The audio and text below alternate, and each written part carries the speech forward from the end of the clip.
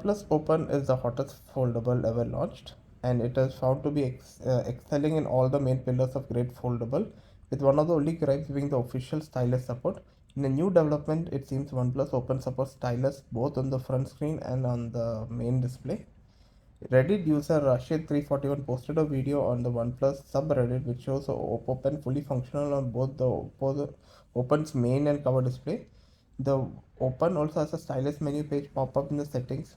Oppo Pen was designed from the Oppo Find N2, which is a predecessor to the Find N3, which is what OnePlus Open essentially is. It is kind of funny that OnePlus omitted to mention that it has stylus support during the Open's launch event and all the promotional material, but it's still a great development for OnePlus Open users and potential buyers, so they can match the feature set of Samsung Galaxy Z Fold 5.